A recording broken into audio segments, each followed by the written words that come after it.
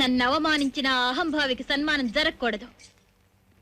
అతను నిండు సభలో అతి దారుణంగా అవమానింపబడాలి. ఏం చేద్దాం దేవి? దానికి నేను పథకం చెప్తాను, నువ్వు అమలు జరపాలి. ఏమిటా పథకం? విడిచిపెట్టండి, నన్ను విడిచిపెట్టండి, నన్ను వదలండి, వదలండి, నన్ను విడిచిపెట్టండి. సేనాని, ఏమది? క్షమించండి ప్రభు. సింహనందిని ఆత్మహత్యా ప్రయత్నం చేస్తుండగా నేను గమనించి ఆ ప్రయత్నాన్ని భగ్నం చేసి ఇక్కడకు తీసుకొచ్చాను. ఆత్మహత్యా ప్రయత్నమా?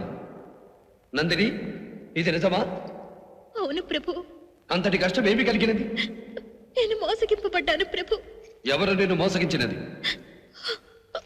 ఈ కృష్ణ కుమారుడే. దుర్మార్గుడా, నా నృత్యం చూసి ఆశ్చర్యం ఉంది, ముచ్చటపడి నన్ను దగ్గరకు తీసుకుని వివాహం చేసుకుంటానని నమ్మబలికి నాతో సంభోగించి ఆ మోజు తీరిన పిమ్మట నన్ను కాదని హేమని పెళ్లి చేసుకోవడానికి సిద్ధపడలేదు. ఇది మోసం కాదా? Shut up dirty woman. నేను నిన్ను పెళ్లి చేసుకుంటానన్నానా? ప్రభు, ఓ రాత్రి ఇవే కామంతో కన్ను మిన్ను గానక నా మీద పడింది.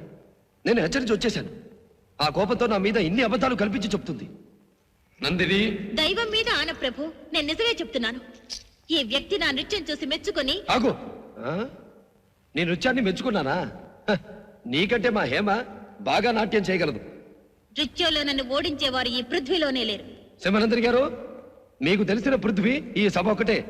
అంత మాత్రం చేత మొత్తం ప్రపంచంలోనే మేము మించిన వారు లేరనుకోవడం పొరపాటు. ప్రభు, ఈ వ్యక్తి సభనే అగౌరవపరుస్తున్నాడు. ప్రభువుల వారి మన్నన పొందిన రాజనర్తక కన్నా గొప్ప నర్తకులున్నారని చెప్పి ప్రభువుల వారిని అవమానిస్తున్నాడు.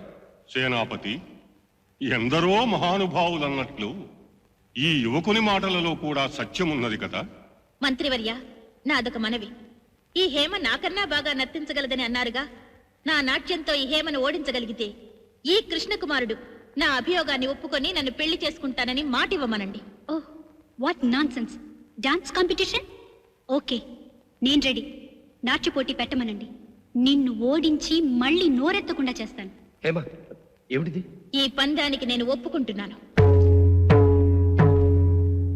అప్పాజీ, ప్రభు, నర్తకీమణులిద్దరు తమంతట తామే పోటీకి ఒప్పుకుంటున్నారు గనక వారి కోరిక మేరకు ఇది ఏర్పాటు చేయించండి. అలాగే ప్రభు, రేపే ఏర్పాటు చేయిస్తాను.